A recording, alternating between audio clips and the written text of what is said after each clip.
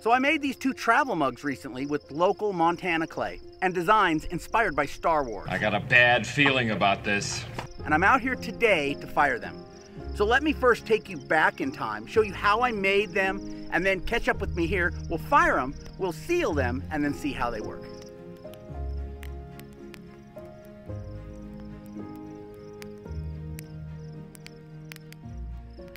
Okay, let's talk about the size of this cup. So using this as an example, this travel cup, and I've measured several of them, they're almost all exactly 3 inches in diameter. So the size of the bottom is really important because it has to fit in a standard vehicle cup holder. So 3 inches is my desired diameter at the bottom. Now, I've ordered 2 of these silicone lids off of Amazon, and so the top also has to be a very specific size, but let's pretend that doesn't matter right now because I'm just starting out building it. I'm really worried about the bottom, and then later, as I get towards there, we'll start thinking about the size of the top. So 3 inches, but I need to know the shrinkage of the clay because all clay is going to shrink when it dries. So I made this little test tile, measured it. It's exactly 2 inches out of my Montana clay, and it shrunk about 1/4 inch. Now, it's not fully dry. It's still a little damp in the middle, but it's most of the way there. It's done with most of its shrinkage. So about 1/4 inch tells me that I'm looking at about a 13% shrinkage rate on that. So if I do the math, wanting it to be 3 inches in diameter with that 13% shrinkage rate, that tells me I want the outside diameter of the pot, when it's done, when it's wet, before it's dried, to be about 3.5 inches. Actually, I think it's 3 7/16, but you know, it's hard to be that exact with clay. So we're going to shoot for about 3.5 inches. Now, I've looked around my son's house, and actually my son and my daughter-in-law have a pretty extensive mug collection. So I had a lot of mugs to look at with different diameters, and I found this Pinocchio mug on the bottom is just about 3.5 inches in diameter. So I'm going to use that as a template when I draw the circle to start making the bottom of the pot and then build up from there. And then I'll have to keep that same diameter for several inches because, again, it's got to sit into that cup holder. It's got to sit down in there. So we want to make sure that it stays about 3 inches until we're, you know, maybe 4 inches high, and then we can start maybe tapering out a little. Now let's talk about this clay. You may have seen this video where I made this little test bowl out of this clay, and it came out really good. I didn't have any problems with cracking or anything, even though my friend Justin had told me he had had problems with drying cracks with this clay. And so I was prepared for it. But this one came out real good. And so that's not the only thing I've made out of this clay. In the meantime, in the Ancient Potters Club, that's my Wednesday night Zoom pottery class, this month we were working on these bell beaker jars, which are an ancient European form. And again, out of the same Montana clay, but this time I had no end of problems with drying cracks in the rim, some very large ones. Now I've fixed them twice and I don't see any cracks at this time. So hopefully I've got that sorted out, but it's been a huge problem with this jar. This area is so full of clays. I went out and found another clay source, equally close to town here, and I ground it up, I tempered it, I mixed it with water, and it's been sitting overnight now. So I'm gonna make another test tile, just like this one, with this clay, and we will see what its shrinkage rate is, and then make a second travel mug. So I have 2 lids. My idea is to make 2 different travel mugs out of 2 different Montana clays, and hopefully that second clay doesn't have the same problems with drying cracks that the first one does. Okay, I guess we're about ready to get started.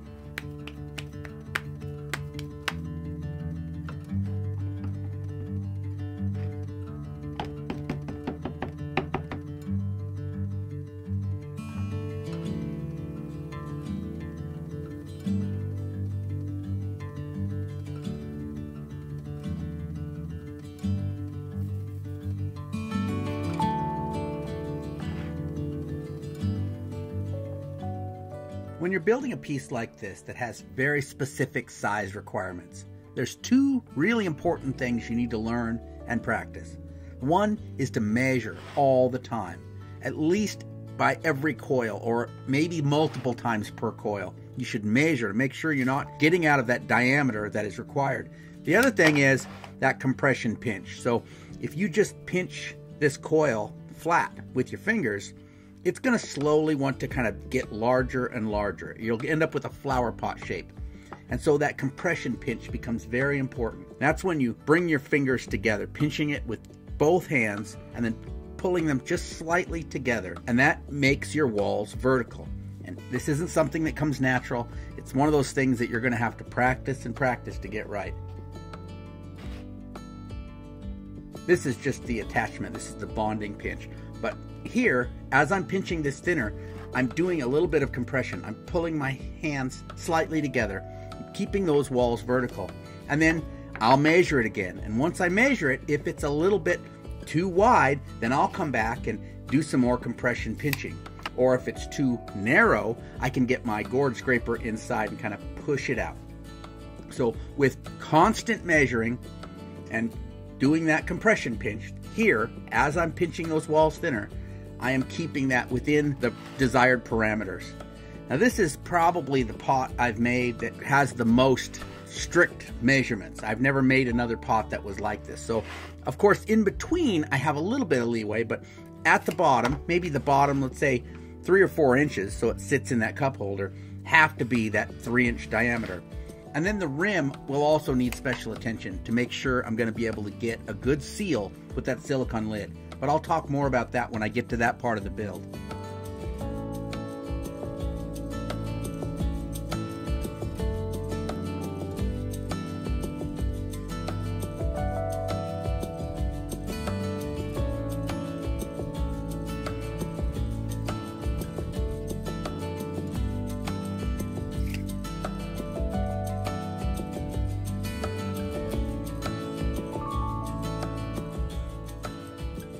Now this is going to be my last coil, so again, I have to be super careful at this stage.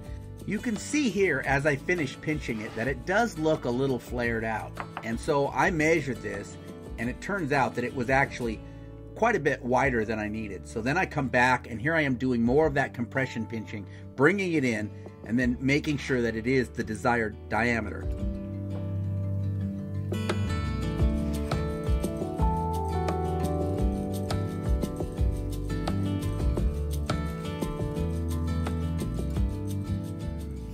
I spend a great deal of time making sure that rim is really even. And I know I often emphasize that on my videos, the importance of making the rim even, but all the more so on this one because I want that silicone lid to seat down on that correctly. And I don't want any leakage. I don't want to take a drink and have it, dribble on my shirt front. And so just taking little balls of clay, sticking them in the low spots, carefully trimming off the high spots, eyeballing it, making sure it's level. And then when you've got it about where you want it, just get it wet. Get that rim nice and wet and sloppy. And then you can spend a lot of time just smoothing that out with your fingers. At this point, it was just a little bit out, a little too wide still. And so another way of bringing that in is just, see how I'm cupping my hands around the pot and kind of applying gentle pressure to just bring it in just a fraction of an inch. And so once I've got it where I want it, I can use that wet piece of buckskin, applying firm pressure, and dragging that around the rim to get a nice, smooth, even finish.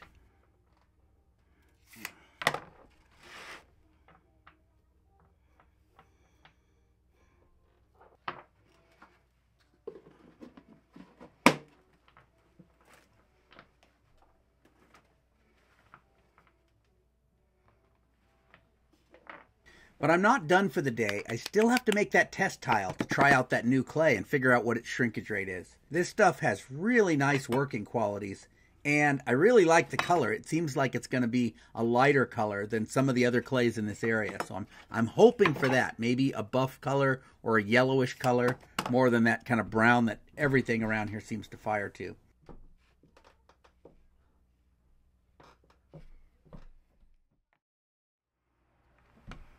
So it turns out this new clay has almost the identical amount of shrinkage as the old clay. They shrunk almost the same. This new clay shrunk just slightly less. So I figured 13% for both of them, which made it easy because I could use the same measurements I'd already figured out for the base and the top. So now I'm just making another travel mug using the same method I had before. But as I said earlier, this new clay has slightly better working properties. I found that when I make 2 or 3 of the same form, I always get better as I go. So the second is always better than the first. The third is always better than the second. And so it is with this. You know, this build went a little faster and the results were a little better because I'd just done it a couple days before, exactly the same.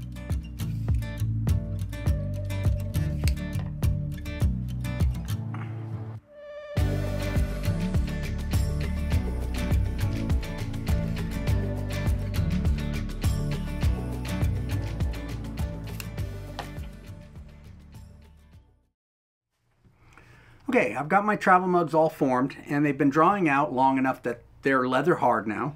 So I'm ready to put some decoration on them. I've got this slip. This is that slip that I made in my last video. If you didn't see that, I will link that right over here.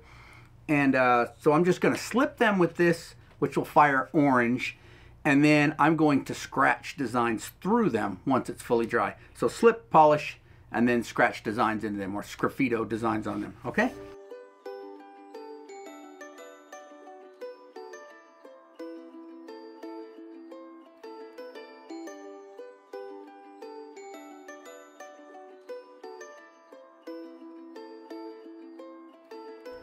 I recently collected and refined this slip myself, and I showed that whole process in that last video. So if you're interested in learning how to make your own refined slip like this, make sure you watch that video. And I don't show it all here in the video, but there's about 3 coats of slip on each of these mugs.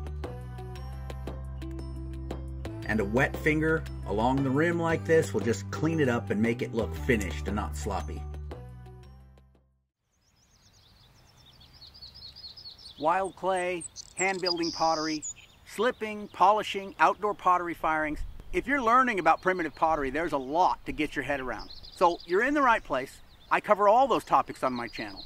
So if you're enjoying the content, subscribe.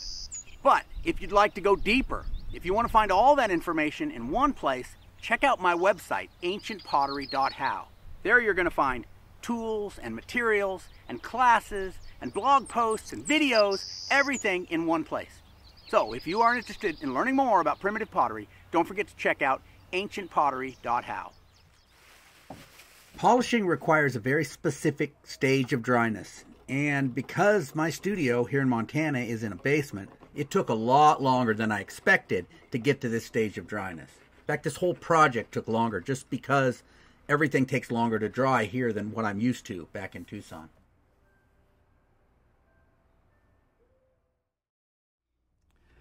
Okay, after several days of drying, I finally got these dry enough that I'm ready to decorate them so that I can take them out and get them fired. So what I'm going to do is I'm going to scratch designs through the slip, process called sgraffito, and draw some designs in it. Now, I'm going to do something different. Earlier this year, I visited Disneyland in California, and I was really inspired by the architecture at the Star Wars land. They call it Galaxy's Edge. And as you can see here, it's really intriguing architecture, and these designs that are kind of impressed in or reliefed out from the building, I think are really interesting. And I'd like to do something like that on here. So that's where I'm taking my inspiration from, is that architecture at Galaxy's Edge. And I'm going to carve some of that, or just scratch it into the surface of the pot, and then we'll get it fired. The other thing to note is that there is, on both of these, remember these are different clays, there is, you know, some salts or alkali of some sort that is come out as it dried on the surface. I don't know if you can see that, but there's kind of a white film on them. So I've had this before on different clays I've used, and it usually just means that when I'm done firing it, the color isn't going to be as bright. So, you know, this is kind of an orange color. Hopefully it'll be pretty, but it's going to be a little bit subdued because of that alkali. And that's just something that's in the clay. Now, if I'd have known that this was a problem and wanted to deal with it when I processed the clay, I could have soaked the clay in water, rinse it several times, change the water out, and that will, you know, rinse some of that alkali out and hopefully make the problem better. But because I dry processed it, you know, you get whatever alkali is in it.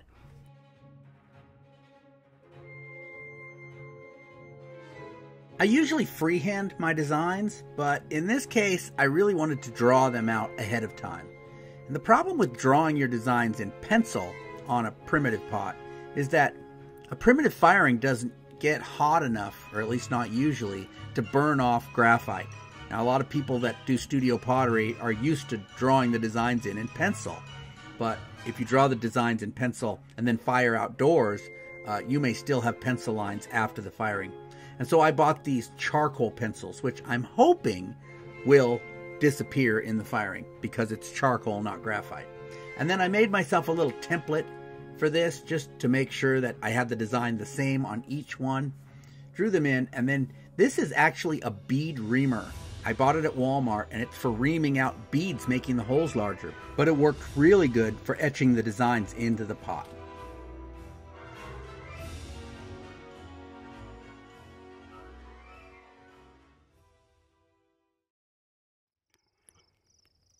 So it's been really wet out here recently. Rained the last couple of days off and on, and so the wood is pretty damp. But I'm up against a hard timeline, having to do with the end of my trip to Montana and video schedules. And so I'm gonna be out here today trying to make this work. No, try not. Do or do not. There is no try. I'm warming up this wood and trying to get it to burn. I brought some firewood with me, some split firewood that some kind of poplar that my son had in his yard, and I'm going to use that to kind of hopefully encourage this damper juniper out here to burn a little better, and doing the best I can. So just so you know, I am struggling to get the fire burning as much as I want, or enthusiastically as I want, and that's something I'm probably going to struggle with all the way through, and that can affect how the pots come out. So there's not much I can do except try to make the best of it right now. At least it's not raining and the wind isn't blowing.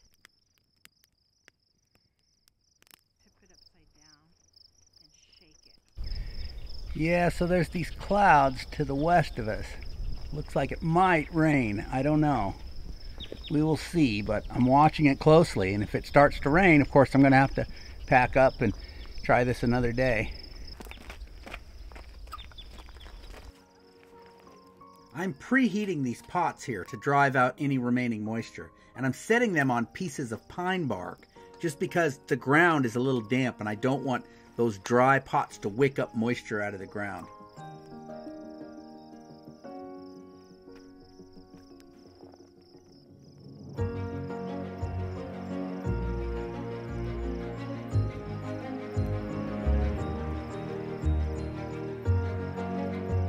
The wood here is juniper, and as you can see, there's nothing any bigger around than my wrist. Fairly small material, but a fair amount of it. But you've got a good mixture there of oxygen and fuel, which is what you want. And the firing itself took about 15 or 20 minutes, and I didn't measure the temperature. I had no way to do it, but I would guess maybe 750 degrees Celsius, something like that.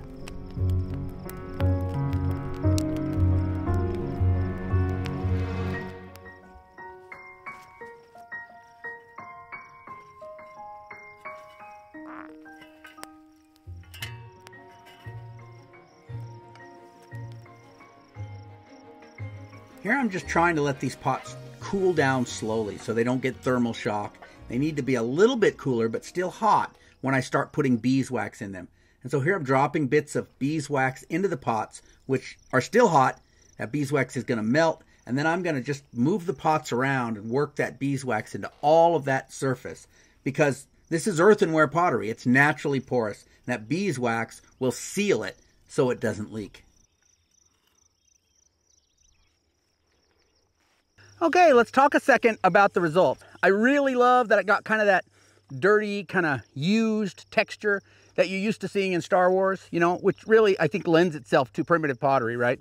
So it looks a little old and used, because it's handmade and fired in an open fire. It's got some fire clouds on it, some different colors. Unfortunately, spalls on the bottom. Now, let's talk about that. Didn't spall anywhere else except the bottom. Spalls are caused by moisture. The fact that it only spalled on the bottom tells me I didn't preheat the bottom well enough. Now, I thought I had. Obviously, I didn't. I preheated both pots the same amount on the bottom, though, and the other one didn't spall. What does that tell me? That other clay has a lot of temper. It has a third temper, whereas this only has 20%, and so that makes a big difference. Usually, you'd think of temper as protecting against thermal shock. This is not thermal shock. This is moisture trying to escape the pot. But temper also helps with this, right? Temper opens up the clay body so that moisture has an easier time escaping. It has more pathways to get out. And so more temper would have helped here, but also so would preheating. I am going to try to use it because it didn't break all the way through. I was able to seal it, and so This is, because it's a travel mug, you know, if it sits in a cup holder, it doesn't have to have a flat bottom.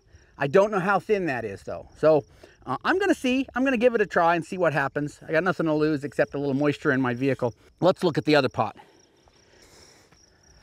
Okay, so here's the other one. Did not spall.